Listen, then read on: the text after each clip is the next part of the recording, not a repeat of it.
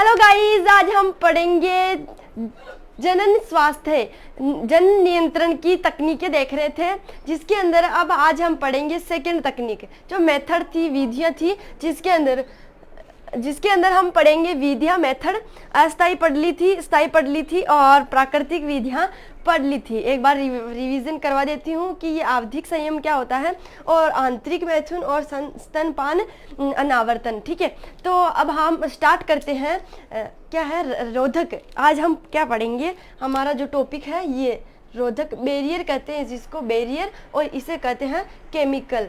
ठीक है, chemical method and chemical में ये टेम्परेरी आती है, अस्थायी होती है, इसका कभी भी यूज़ किया जाता है और कभी नहीं किया जाता। ठीक है, तो ये है रोधक और ये है रासायनिक। इन दोनों का आज इसके बारे में पढ़ेंगे। तो सबसे पहले हम देखें रोधक क्या है।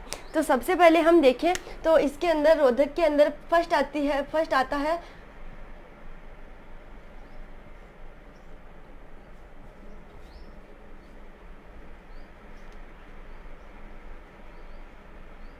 ये है ना।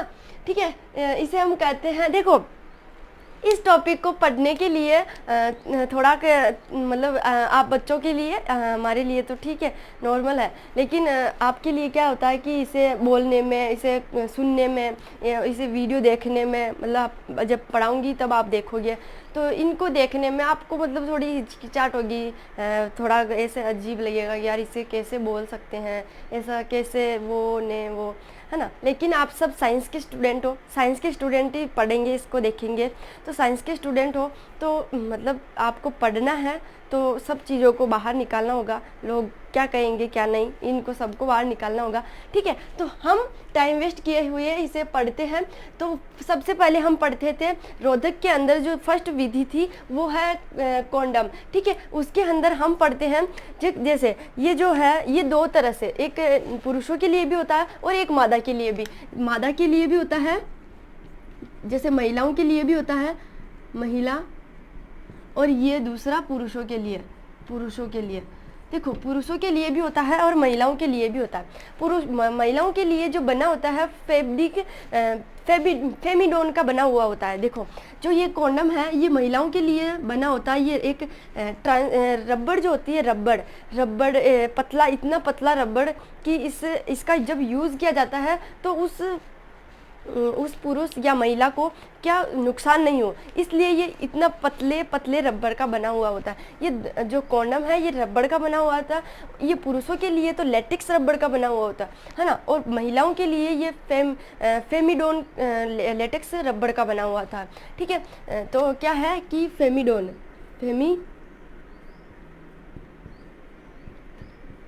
देखो जो ये कॉन्डम जो होते हैं ये बने हुए होते हैं लेटेक्स के। लेटेक्स एक क्या है, रबर है जो बहुत पतला होता है और ये पुरुषों या महिलाओं के लिए नुकसानदायक नहीं हो, इसीलिए ये लेटेक्स पतले रबर का बना हुआ होता है। ये फेमिडोन की इसे कहेंगे कि महिलाएं जब इनका यूज़ करती है तो महिलाओं के लिए इस शब्द का उपयोग किया जाता है। जो महिलाओं के लिए जो कॉन्डम आते हैं उन्हें हम फेमिडोन कहते हैं, और पुरुषों के लिए आते हैं उसे हम लेटेक्स कहते हैं, लेटेक्स। ठीक है, लेटेक्स कहते हैं। देखो इसका जो यूज़ है ये महिला और पुरुषों के लिए हो गया। फिर हम देखें कि इसकी जो विधियां हैं, विधियों के अंदर जैसे यहाँ पे हो गया ये वाला, ये पुरुष महिलाएं, और ये फेमिडोन और ये था कॉन्डम। ठीक है,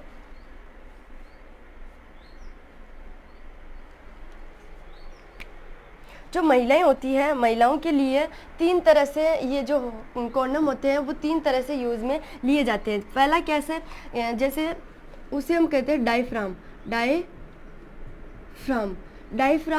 क्या है, ये कॉन्डम है जो बना हुआ होता है लेटेक्स रबर का।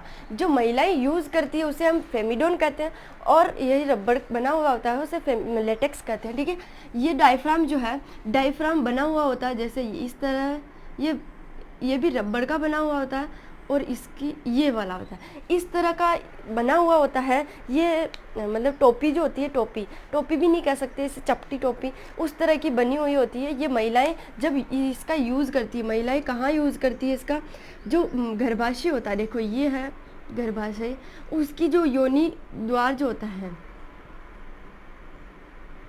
योनि के अंदर, इसका यूज़ किया जाता है योनि के अंदर, ठीक है। योनि के अंदर इस डायफ्राम का यूज़ किया जाता है।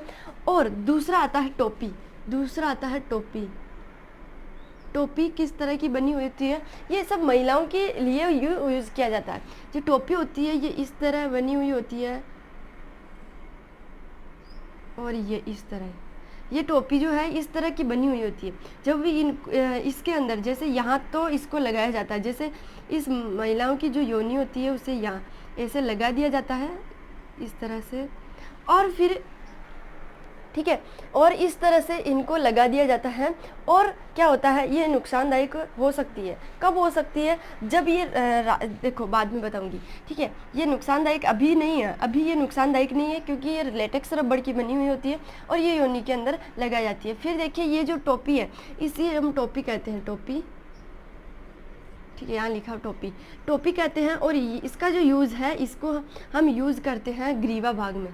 कहाँ, ग्रीवा भाग में, ठीक है।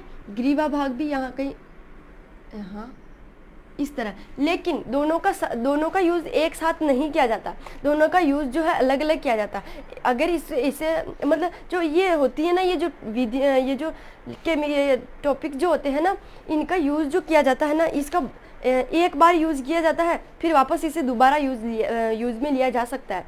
एक बार यूज़ कर लिया इसका, वापस इसे दोबारा यूज़ किया जा सकता है। लेकिन पुरुषों के अंदर जो ये कॉन्डम्स होते हैं, इनका यूज़ एक बार ही किया जाता है, एक बार यूज़ करने के बाद उसे फेंक दिया जाता है। पुरुषों के अंदर किस तरह का होता है, इस तरह से,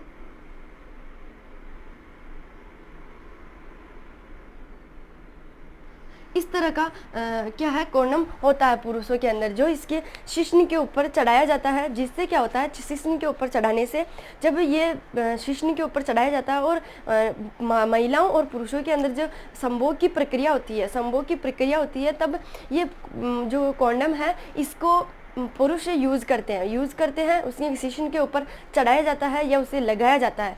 लेकिन जब ये पहले क्या था कि ऐसे बोला जाता था, इसे ना डॉक्टर के संपर्क में नहीं आ सकता। जैसे डॉक्टर्स होते हैं ना, वो नहीं, इसे डॉक्टर्स नहीं लगाते, ये खुद स्वयं लगा सकते हैं। इसको लगाने के लिए डॉक्टर्स के पास जाना नहीं पड़ता है, क्योंकि ये गोपनीय बात होती है, ठीक है, गोपनीयता की होती है। इसलिए इसका उपयोग जब पुरुष करते हैं तब इसे स्वयं लगा सकते हैं, डॉक्टर्स के पास जाने की ज़रूरत नहीं होती है, ठीक है। तो यहाँ ये भी क्या इसका बना होता है, लेटेक्स का बना हुआ होता है और पुरुषों के शिश्न के ऊपर चढ़ाया जाता है, जिसके कारण जो अगर पुरुष यानी जो दंपति है वो एक संतति उत्पन्न नहीं करना चाहते, संतति को अभी नहीं चाहते, तो इसका यूज़ किया जाता है। जिससे क्या है, संभोग तो हो सकता है लेकिन निषेचन नहीं हो सकता है, ठीक है, समझ आई, निषेचन नहीं हो सकता, इसलिए इसका यूज़ किया जाता है। फिर आता है, टोपी को यहाँ बता दिया मैंने। अब हम देखें तो केमिकल की बात करते हैं, केमिकल की बात करें, एक तो होता है जिंक। देखो ये जो केमिकल है, रसायन जो है, ये एक तो टोपी और एक है डायफ्राम के लिए ही यूज़ किया जाता है। इनका यूज़ कैसे किया जाता है, जैसे क्रीम हो गई, क्रीम पाउडर, ऐसे पाउडर हो गया, क्रीम हो गई, फोम हो गया, इनके रूप में इन केमिकल का यूज़ किया जाता है, ठीक है। जैसे हाथों के क्रीम लगाते हैं ना, वैसे ही इसको ये जो योनि होती है यहाँ लगाया जाता है।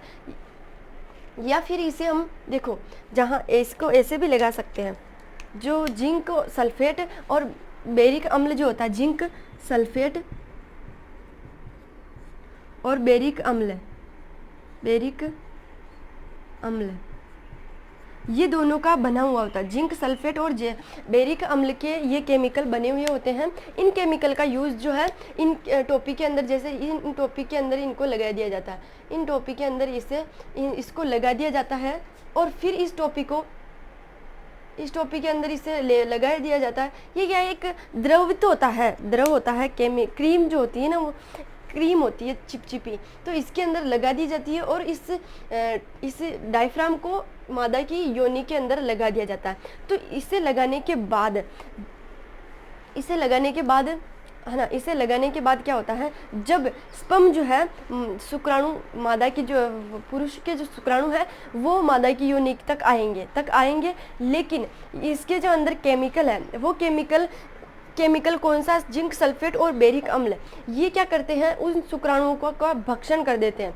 यानी जब संपर्क में अगर कोई, जैसे इसके अलावा मतलब ये तो है ना यहाँ लगा दिया जाता है, फिर जब स्पर्म आएगा, जो शिश्न आता है, शिश्न से स्पर्म निकलेंगे तो वो क्या है, इनको वो स्पर्म को रोकने की कोशिश करते हैं, ये जो है रोकने की कोशिश करते हैं। लेकिन फिर भी क्या होता है कि अगर बाई चांस, जैसे इसमें क्या होता है, कुछ भी हो सकता है, जैसे छेद हो जाए इसके अंदर या कोई भी प्रॉब्लम हो जाए, तो वो स्पर्म जो है वो अगर मादा की योनि में प्रवेश कर जाते हैं तो ये जो केमिकल है ये रोक लेता है, क्योंकि जब केमिकल के संपर्क में स्पर्म आ जाते हैं तो वो स्पर्म जो है वो नष्ट हो जाते हैं, उनका भक्षण हो जाता है, वो नष्ट हो जाते हैं, मर जाते हैं। इस वजह से अगर टोपी भी फट जाती है या कुछ भी हो जाए तो ये केमिकल उन स्पर्म को रोक लेता है या उनको मादा की योनि तक नहीं पहुँचने देता, जहाँ फर्टिलाइजेशन होता है वहाँ तक तो पहुँचने नहीं देता, जिससे क्या है ये लाभदायक होती है। इसका बार बार यूज़ किया जाता है, एक का ही बार बार यूज़ किया जा सकता है, कई बार यूज़ किया जाता है, लेकिन जो नर होते हैं या जो पुरुष होते हैं उनके लिए एक ही बार इनका यूज़ किया जाता है। फिर हम देखें टोपी के लिए भी यही बात होती है, टोपी जो होती है इसके लिए भी यही बात होती है। इसके अंदर भी क्या होता है, इस केमिकल को लगा दिया जाता है, जैसे क्रीम हुई, फोम हुआ, पाउडर हुआ, इनके रूप में इनको यूज़ किया जाता है, इनके रूप में इनका यूज़ किया जाता है और उनको मादा की ग्रीवा के अंदर लगा दिया जाता है। ठीक है, लगा दिया जाता है जिससे ये जो स्पर्म है वो नष्ट नहीं होते। ठीक है, यहाँ तक आज यहीं तक रोधक और रसायन दोनों ही पढ़े। ठीक है, अब हम कल पढ़ेंगे आईयूडी और गर्भ निरोध और अंतरोपण। आईयूडी क्या होती है, आईयूडी होती है एक क्या है, ये विधि है, क्या है, विधि है जिसको लगाया जाता है डॉक्टर्स के द्वारा जो महिलाएं होती हैं उनके गर्भाशय के अंदर इसे लगाया जाता है। ठीक है दोस्तों, फिर लेकिन अगर कल पढ़ेंगे इसको आईयूडी को और गर्भ निरोध और अंतरोपण, फिर हमारा टॉपिक फिनिश हो जाएगा, फिर हमारा चैप्टर भी खत्म हो जाएगा, फिर कुछ पूछेंगे तो परसों खत्म। ठीक है दोस्तों, आज यहीं तक, हम नेक्स्ट वीडियो में मिलते हैं। और अच्छा लगा हो वीडियो तो लाइक करना, शेयर करना, सब्सक्राइब करना। Bye bye.